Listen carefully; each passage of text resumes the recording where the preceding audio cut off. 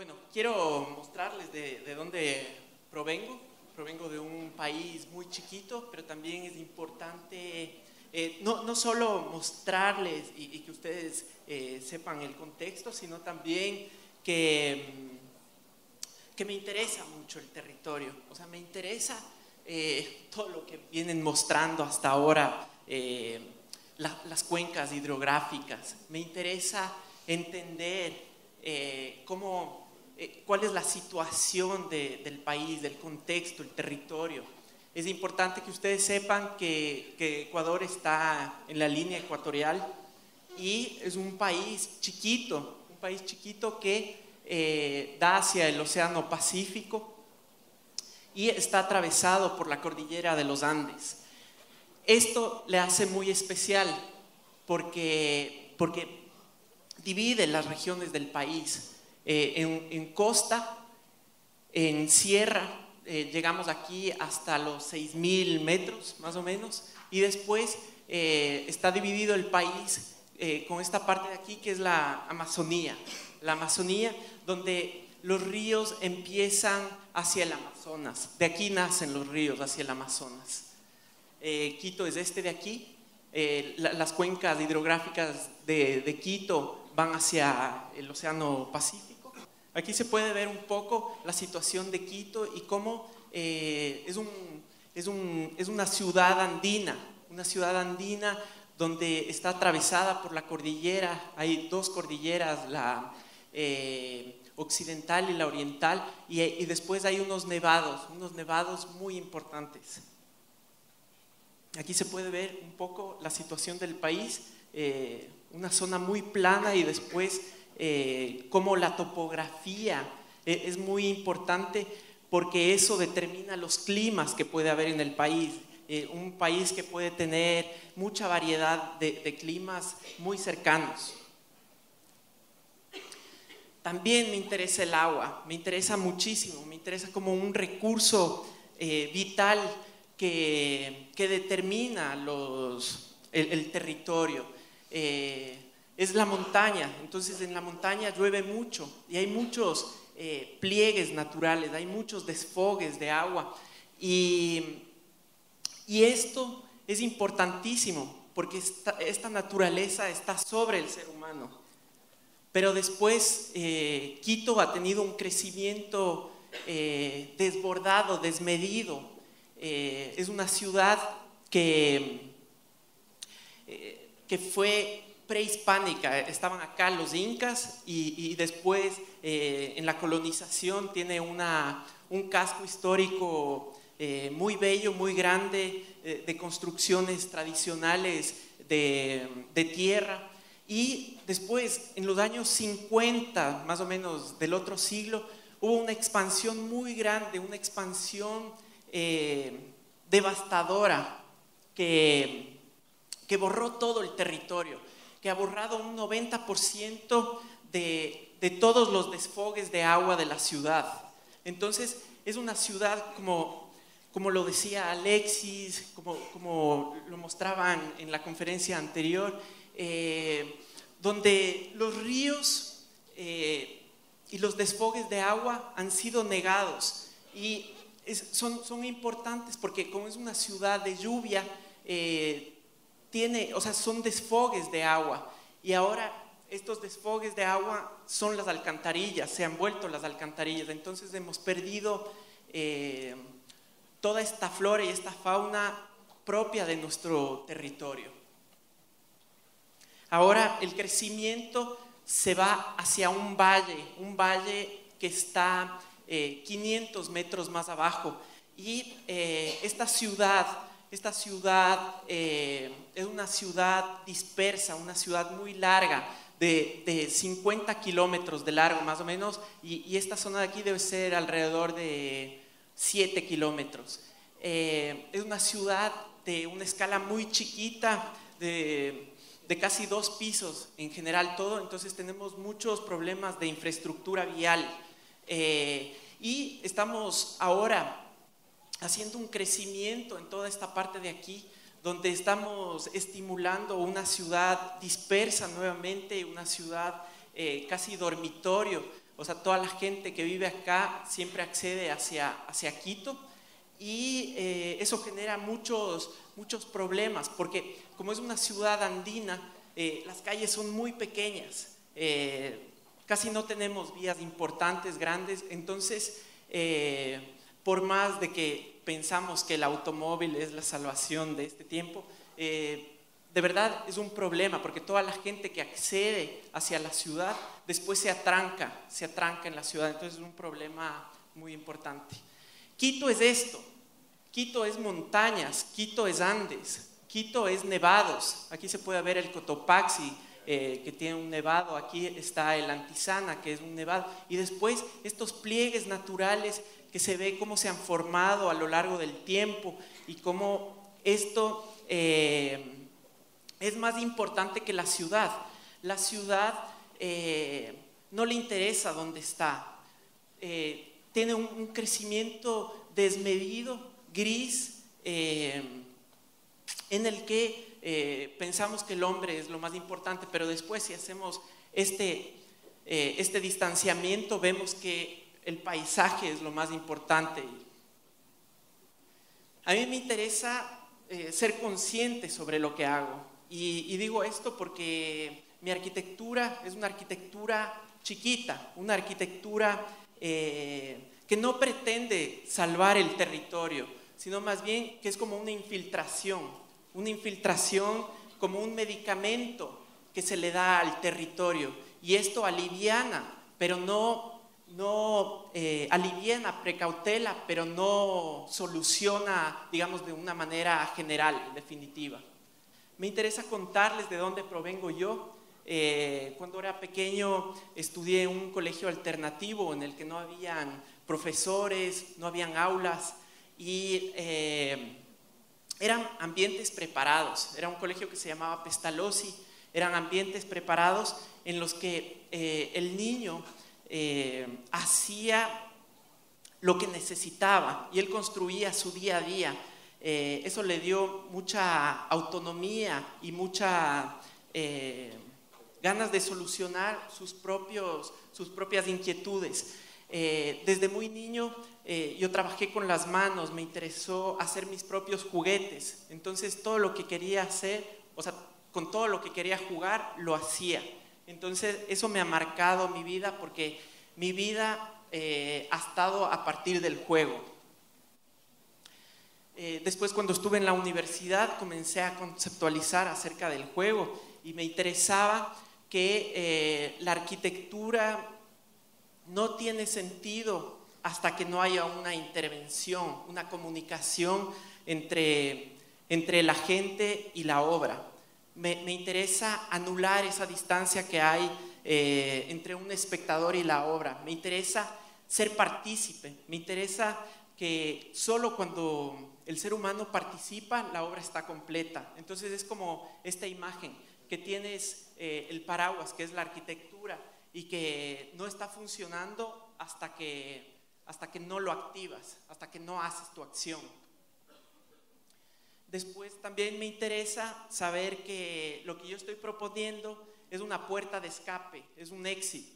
Y cada que hago un proyecto me interesa invitar a la gente, el cual está alrededor, a salir de la realidad, a generar una nueva realidad. Desde la fantasía me interesa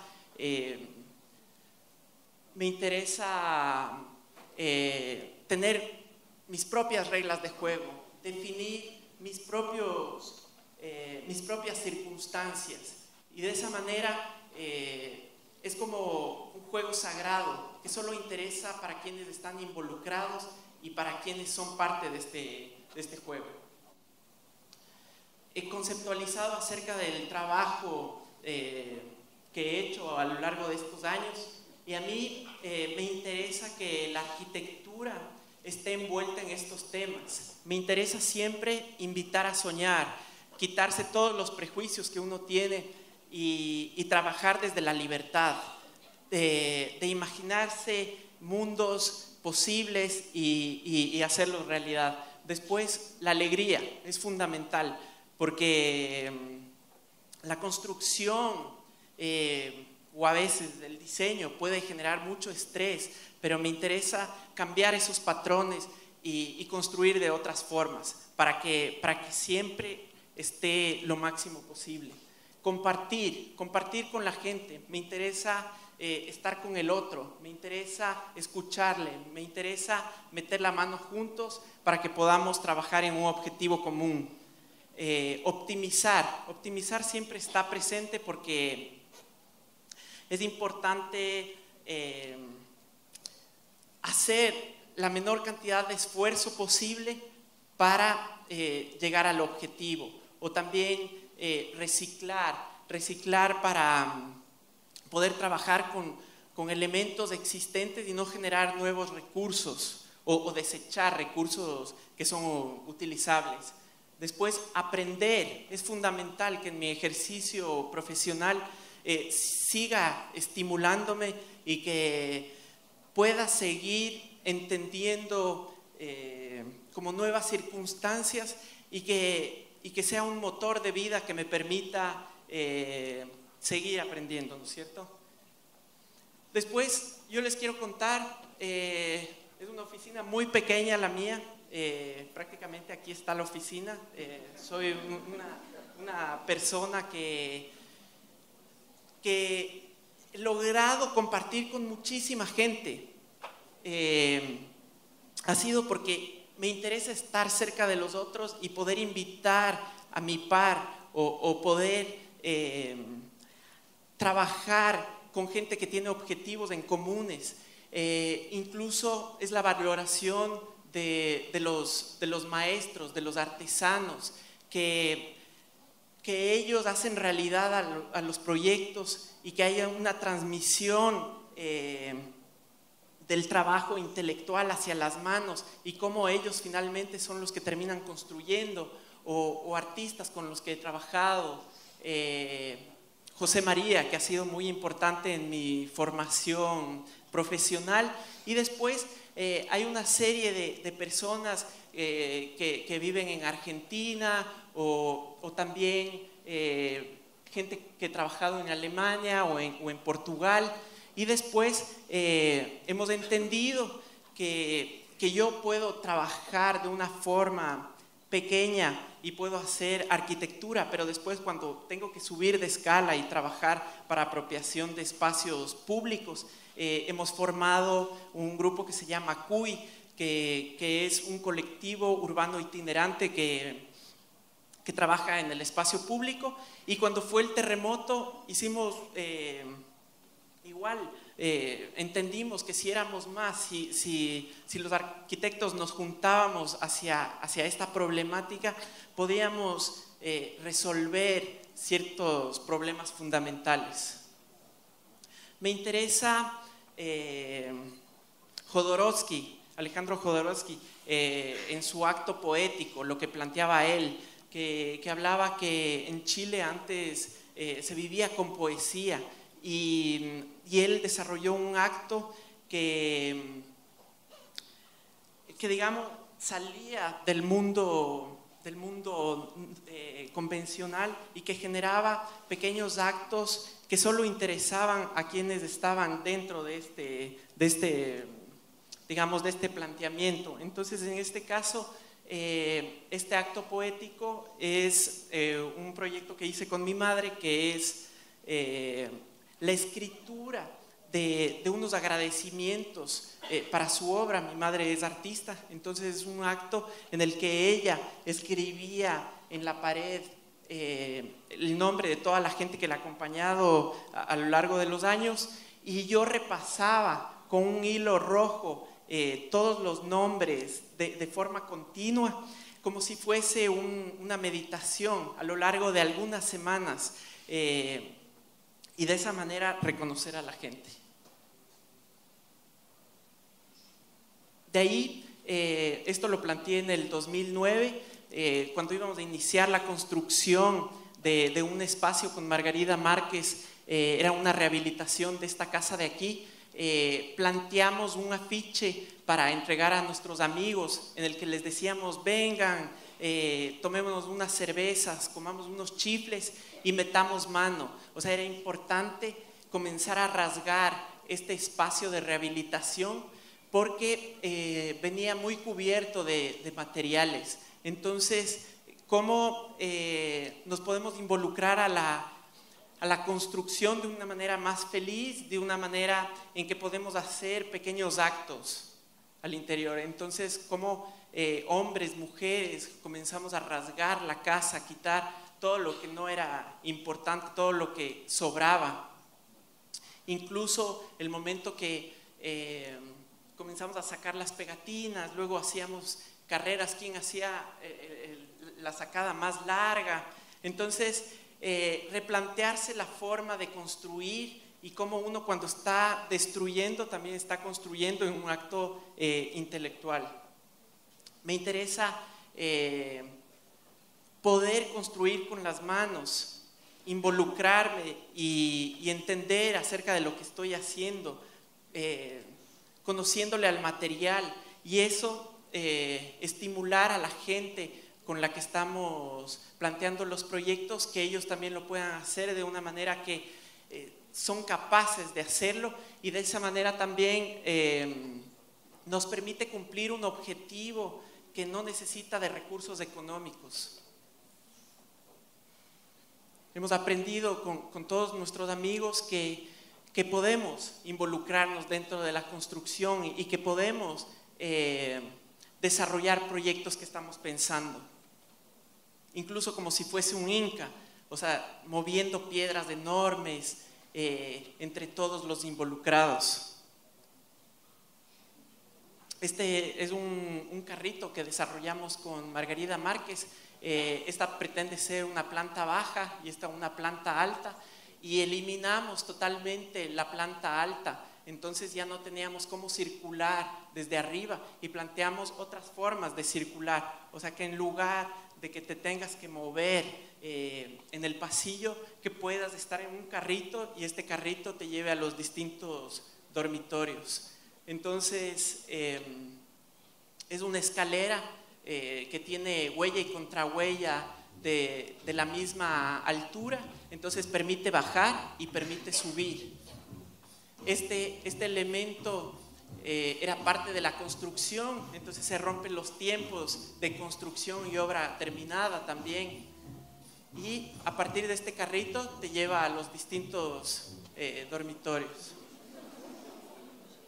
Después, el reciclaje, de obtener pequeños objetos que te ofrece la ciudad, estar siempre despierto a ver qué materiales tiene la ciudad. Y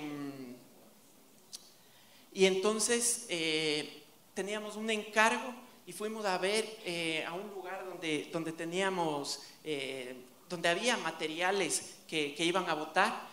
Y yo entendí que si agarraba este material podía hacer algo.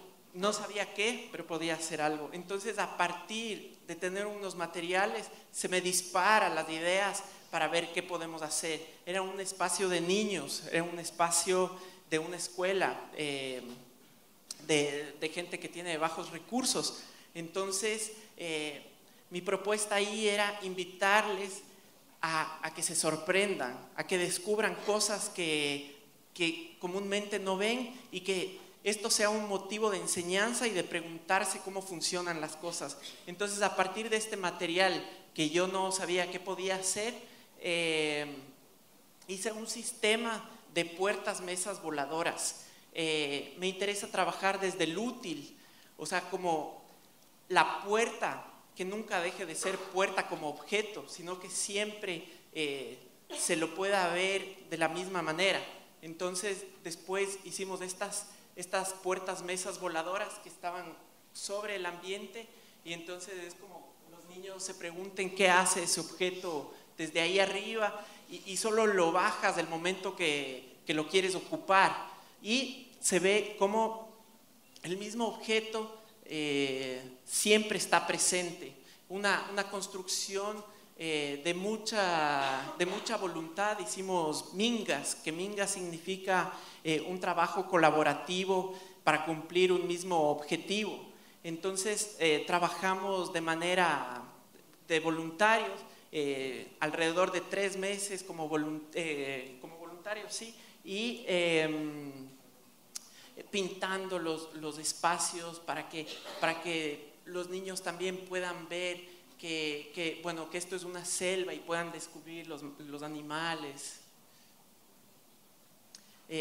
Siempre que estoy por la calle o estoy en la construcción o estoy con amigos, siempre identifico algún objeto, algún material y me maravillo. Entonces en este caso estábamos haciendo una casa con el José y vi este objeto que no tiene ningún sentido y me interesa obtener y poder hacer algo con ese material.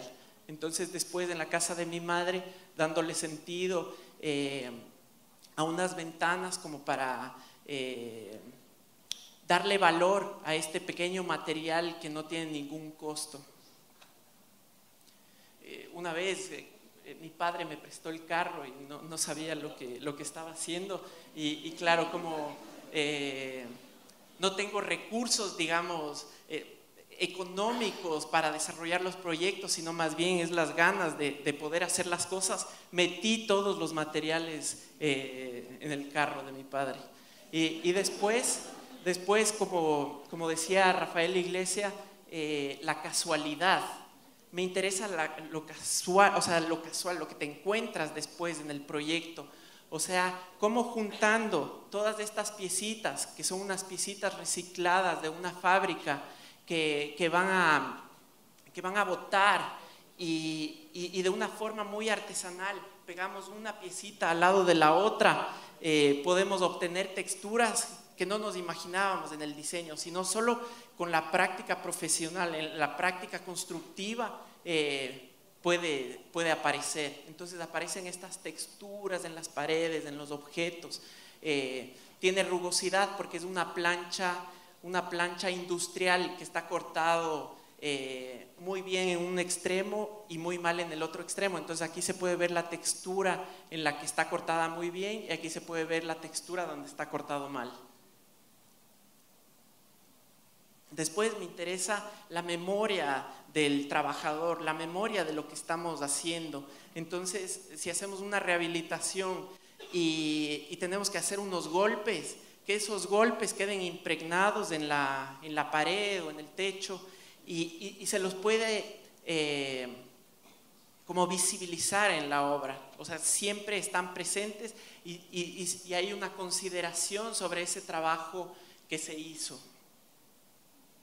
Esto es la escuelita también, que vimos estas puertas que no tenían un sentido, pero entendimos que era una construcción que iba muchos años, que estaba muchos años aquí, y entonces que cuando le analizamos, le investigamos, digamos, a la puerta como un elemento importante de registro histórico, nos dimos cuenta que como tiene tiempo, ha sido pintado a lo largo del tiempo. Entonces, como de una manera artesanal podemos ir descubriendo las distintas capas que nos da el tiempo, con los distintos colores que ha sido pintado en toda su vida.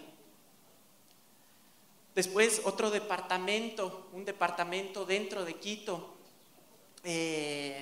debíamos hacer una transformación y planteamos todo desde el estudio y vimos que debíamos botar muchas paredes, pero luego el momento de ejecutar en la construcción, botamos muchas paredes y comenzaron a aparecer muchísimos escombros. No nos habíamos dado cuenta que eso iba a pasar.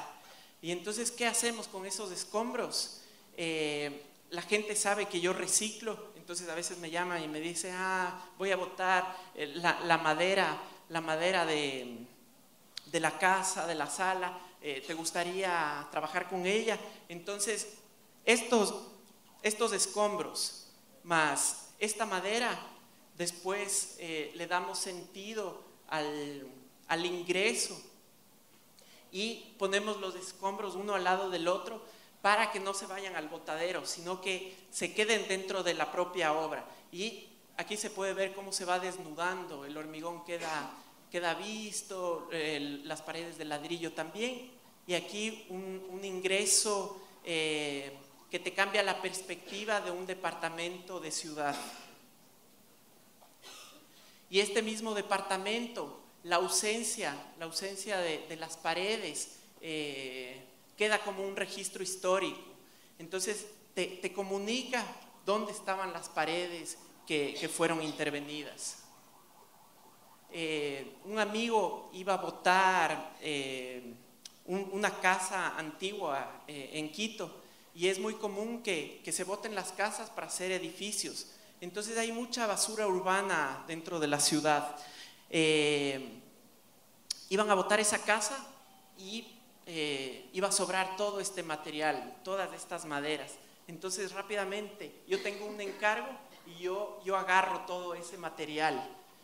Esta es una rehabilitación para hacer el estudio de mi madre. Este es mi primer proyecto. Y el material se lo obtiene y se lo respeta tal y como es, con todas sus rasgaduras, con todos sus quiebres, con todas sus decoloraciones. Esa es la esencia de ese material, entonces es importante por eso. Y después el contraste de elementos, de la utilización de elementos más livianos que nos puedan hablar sobre lo pesado y lo liviano. Entonces esta varilla ocupada como si fuese una piola, una varilla de construcción, y ahí hay esa comunicación entre lo liviano y lo pesado. Aquí también las escaleras, las barandas. Y la madera se le ocupa de una manera sistemática, de una manera de una pieza al lado de la otra, siempre iguales, funciona como piso, funciona como pared, funciona como tumbado, conexiones con el exterior, naturalezas al interior. Esta es una vivienda, un taller vivienda.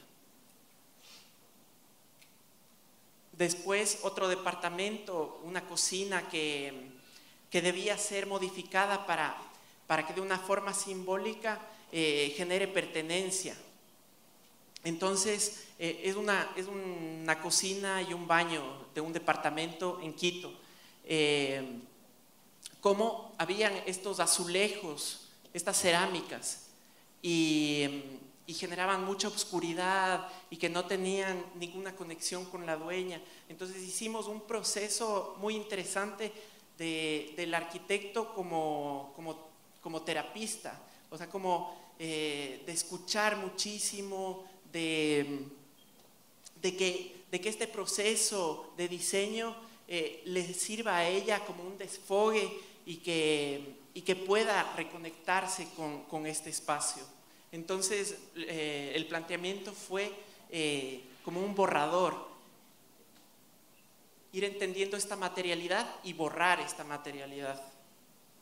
Entonces con una moladora le quitamos todo el esmalte que tiene, y después estas piezas quedan en este color original, esencial, rojizo. Y también habíamos botado algunas paredes y ahora éramos más expertos. Entonces los escombros ya los podíamos clasificar, podíamos ver por colores, por tamaños, y donde habían objetos que dejaron una ausencia, después se llenaron con todos estos escombros. Y aquí se puede ver la diferencia de colores de los escombros. Al mismo tiempo me interesa estar muy pendiente de lo que pasa en la ciudad y ver qué materiales se puede obtener de la ciudad, y eso inculco a los clientes también. Entonces la dueña había visto que estaban cortando unos árboles y se preguntaba a dónde llevan esos árboles. Entonces fuimos a ver unos árboles muy grandes y reconocimos este pedazo de madera que debe tener muchísimos años porque es muy gordo, y esta es la tapa que iba aquí, pero cuando le hicieron el corte, como perdió agua, digamos, en distintos lados de diferente manera, se curvó, se hizo como una batea. Entonces, ¿cómo rompemos esa idea de trabajar con materiales tradicionales y más bien obtenemos materiales de la ciudad y los trabajamos como cada material te pide que debas trabajarlos.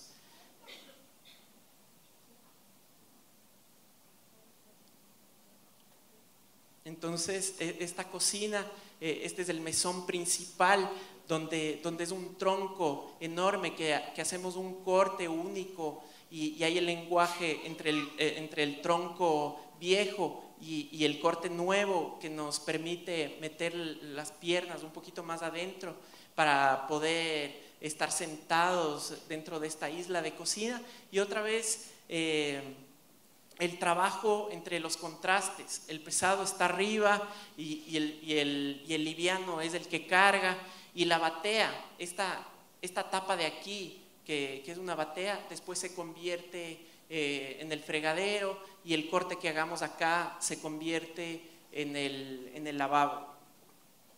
Entonces aquí se puede ver la cocina. Y en este mismo proyecto es una periodista de un diario importante del país. Entonces, para que ella se reconozca dentro de la obra, ocupamos materiales que ella mismo están en su vida cotidiana.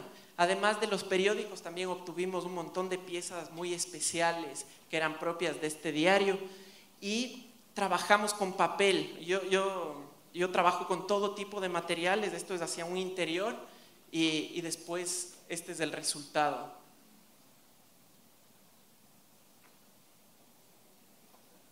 Es una pared de papel que divide la cocina y la sala. Es una intervención solo en cocina, pero al momento de estar hacia afuera generamos una intervención de todo el departamento, y después tiene pesos y contrapesos, todo está en compresión. Cambio de proyecto y unos clientes para una casa fuera de Quito. También hacemos casas que están fuera de la ciudad, como les decía, promoviendo esta ciudad dispersa donde necesitas vehículo y los servicios. Pero hemos entendido que el trabajo de las casas que están fuera de la ciudad nos permiten pensar acerca de lo que estamos haciendo y plantear soluciones que pensamos que que deberían ser como fundamentales en este territorio. Entonces, en este caso, habíamos hecho un análisis de los clientes, miles de reuniones, tenía una conexión muy fuerte con la tradición, cómo se construía, porque trabajaban en la montaña, y entonces nos interesaba este tipo de sistema constructivo, un sistema constructivo de palos que sostenga tierra. Entonces, los sustratos de las montañas, cómo es traducido en la arquitectura, con distintas texturas que pueden tener las construcciones aledañas. Y después habíamos obtenido un montón de materiales basura que estaban en desuso y que casi ya estaban en la basura de un museo, y habíamos visto que si había un determinado número de piezas, esto se volvía realmente un trueque que todos ganamos, porque ellos habían dicho, la gente de este museo, que si nos llevábamos todo, o sea, si limpiábamos, nos podíamos llevar todo lo que encontrábamos. Entonces encontramos 30 piezas de madera de casi 7 metros y madera de chanul, que ya no existe en el país, unas cajas viejas que eran propias de la fábrica, y paramos la oficina en ese momento. Este es un proyecto con Sebastián Calero, y nos volcamos todos a la construcción. Entonces, en una semana de trabajo pusimos todas las columnas de esta casa. Entonces aquí se puede ver una casa entre los árboles, Generalmente no modifico la topografía y tampoco quito ninguna planta, ningún árbol que exista en el lugar, sino más bien hago un mapeo exhaustivo que me permita conocer dónde estoy trabajando. Entonces la casa tenía, bueno, estas paredes que se debían botar, y entonces como si botamos por partes podemos generar conexiones, pero también barreras, lugares para sentarse, lugares para ver. Entonces obtuvimos un montón de ladrillos que después iban a ser reutilizados en la propia obra, o como estos árboles que estaban aquí hacen que la casa sortee la naturaleza, y después la casa cómo se conecta ya construida con las conexiones visuales más importantes, y cómo se cierra hacia donde no quieres ver. Aquí también se puede ver en la construcción cómo el árbol ya queda dentro del espacio construido.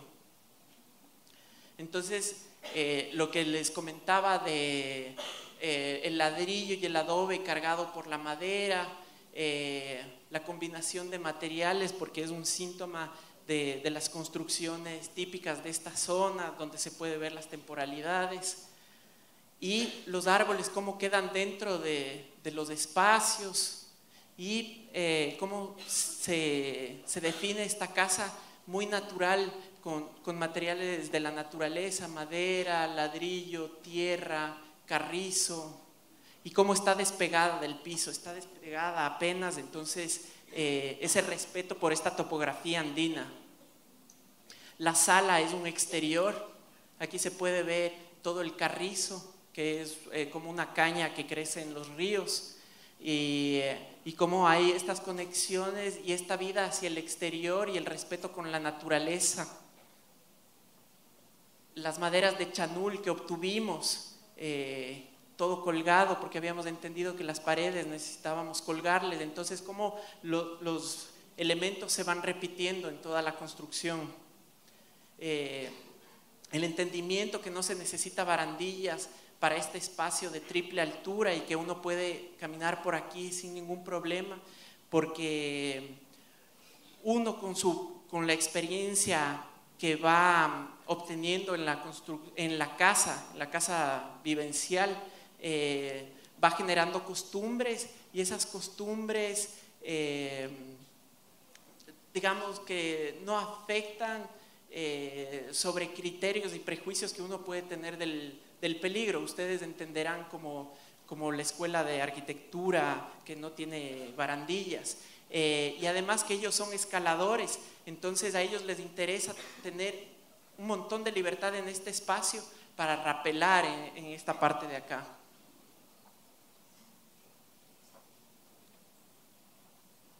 Son cajas de ladrillo totalmente, piso ladrillo, paredes ladrillos, techos de ladrillo, y la madera siempre conteniéndole. Entonces son unas macetas habitables, que puede haber crecimiento vegetal en la parte de acá, y luego el respeto por la naturaleza, y toda la casa mira hacia esta parte de aquí. Me interesa los sistemas constructivos y la racionalización de generar una única pieza. Entonces, bueno, trabajamos un material que teníamos de desecho, y generamos unos encofrados para hacer esta pieza, que es una pieza en C, que permite ser una silla, una banca, digamos una mesa, y cómo la propia combinación de estas piezas genera su propia estética. Entonces después esto es una cocina, esta es la mesa de la cocina, o se convierte en repisas, y después esta idea cómo da un salto y se convierte en una casa con un sistema estructural donde va generando las espacialidades. Esta es una casa que hicimos un hormigón en sitio, y entendimos que era muy difícil. Entonces después el siguiente planteamiento es 2 piezas únicas que son prefabricadas, y tienen un poliestireno en la parte de adentro, entonces es un hormigón alivianado. Y estas tienen unos pasadores cada 1,20 m, son unas piezas de 6 metros, y se pueden combinar como si fuese un Lego. Este proyecto no tenía una función, digamos, específica, sino más bien que podía ser vivienda, que podía ser una construcción más amplia o una construcción grande. Entonces, es la capacidad de la pieza, cómo se puede adaptar para su propio crecimiento. Entonces, aquí se puede ver cómo se juntan dos de estas vigas, cómo articulas en los otros sentidos, cómo generas los apoyos. Generas un apoyo en un sentido, en otro sentido, y es una pieza que se va acomodando y que genera volados. Después los encargos van cambiando y los encargos son muy específicos, con problemáticas muy específicas. Entonces este de aquí es una vivienda a las afueras de Quito que debía ser diseñado en 1 mes y que debía ser construido en 2 meses. Entonces nosotros lo que planteamos aquí es un sistema de cercha de varilla, porque la varilla iba a ser muy económica. Entonces, como con la repetición de cerchas y colocadas por nosotros mismos, iba generando distintas tamaños espaciales que podían ser dormitorios, que podían ser baños, que podían ser salas, y después únicamente poniendo maderas en la parte de abajo, poniendo maderas en la parte de arriba y rellenando estas cerchas, podemos configurar una casa. Somos bastante artesanales, entonces buscamos de todas maneras cierta industrialización, pero siempre retrocedemos algunos pasos y después ponemos maderita por maderita para configurar esta casa.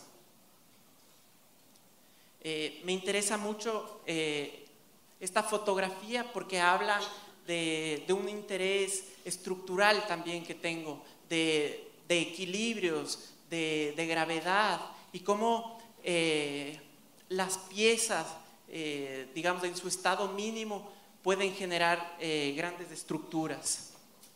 Luego he trabajado con contenedores también, que hemos entendido que podíamos despintarle y ocuparle al contenedor casi de una forma pura, casi sin modificarle, y hacer un sistema que sea una casa. Entonces, una topografía andina que tiene cierto relieve, y cómo generamos pequeños islotes de hormigón para apoyar los contenedores, pero que se convierten en espacio utilizable, pero no ocupamos todo el terreno, sino nos interesa adaptarnos a la topografía y con un tercer material generar una estructura metálica en la parte de arriba y colgar elementos. Me interesa mucho esa conciencia sobre cómo funcionan las fuerzas de la gravedad. Entonces aquí se puede ver después del sistema estructural, los volados, y cómo no hay columnas en la casa, sino más bien que son los propios contenedores los que te permiten hacer esta carga vertical. Es un taller, vivienda, galería. Esta de aquí es la galería. Entonces, cómo cuelgan los espacios habitables que son de madera. Aquí se puede ver que no hay columnas, y después a partir de esta altura nacen unos elementos metálicos que después hacen que se enganchen las cubiertas, y de esa manera generamos un espacio habitable en esta parte de acá. Muchos exteriores dentro de la casa, una casa un poco dejando vacíos. Entonces ahí se puede ver el resultado de la casa, los tensores, cómo funcionan, esta viga volando. Y quiero contarles de este proyecto porque es muy especial para mí y la gente que la realizamos, que es Javier Mera y Jorge Andrade. un lugar especial en Ecuador, una laguna que es un volcán que todavía está activo y tiene un color muy especial, un turquesa, un azulado propio de minerales, y es un proyecto estatal que está dirigido para una comunidad indígena que requiere de herramientas para tener recursos económicos. Entonces se hace un complejo turístico en esta zona, operado por esta gente indígena, y nosotros nos encargamos de la parte del mirador que está acá. El reto fue qué hacer, porque el ingreso común al Quilotoa es por acá, y toda la gente accede por acá y deja el carro aquí y puede ver la laguna. Es, digamos, muy fácil tener esa experiencia, demasiado fácil tener esa experiencia. Entonces acá se debe recorrer una vía secundaria y llegar a una zona donde hay muchos árboles de pino y dejar el carro en la parte de abajo. Hacer una pequeña caminata de alrededor de 150 metros que te permite desconectarte de la vida urbana y tener una conexión con la naturaleza, y después finalmente que la laguna se abra y que sea un momento muy especial. El reto fue qué hacer cuando tienes el borde siempre igual y siempre vas a tener la misma vista. Entonces nosotros lo que decidimos es dos cosas fundamentales. Un mirador que te permite estar sentado y poder contemplar la laguna de una forma más cómoda, y la otra, una proyección hacia la laguna para que te genere un vértigo y acercarte a la laguna.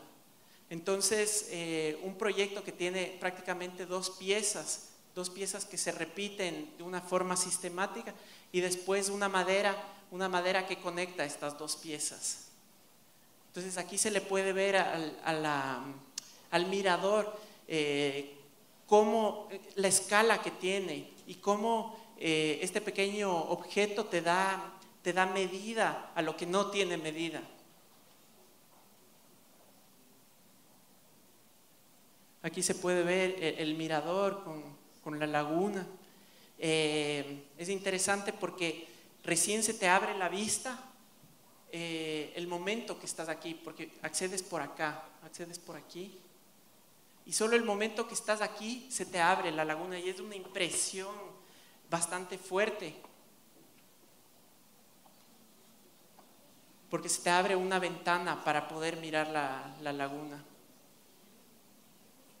Es de este graderío que te sirve como un telescopio para poder ver la laguna, y después la zona de aquí que te conecta hacia el aire.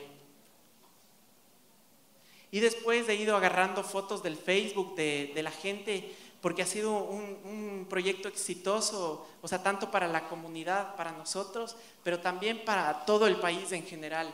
Ha habido mucha apropiación por parte de la gente, y es lindo ver cómo ellos van utilizando este lugar y quieren ir a conocer. Entonces eso es importante para la gente de la comunidad, porque comienzan a generar recursos.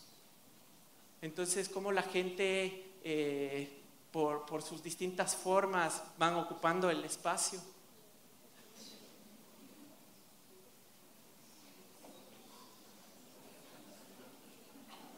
Y como Manuel puso caballos, yo también tengo, los perros también quieren salir en la foto.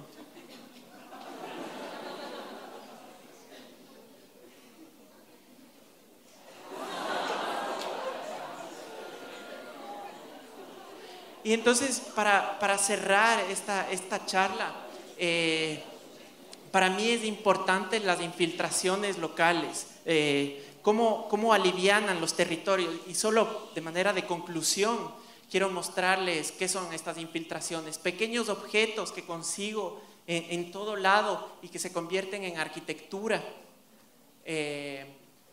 Destrucciones, digamos, de estos espacios en rehabilitación que no mando a un botadero, sino que me hago cargo de los propios desechos, de la obtención de estos materiales y se convierten en una casa por un proceso constructivo participativo, o como las quebradas de Quito, que son pocamente conocidas por la gente que habitamos estas ciudades, y cómo la gente bota sus desechos líquidos a los ríos y los ríos van contaminando distintos poblados hasta llegar al mar, y cómo nosotros nos hacemos cargos de esos desechos líquidos y los transformamos.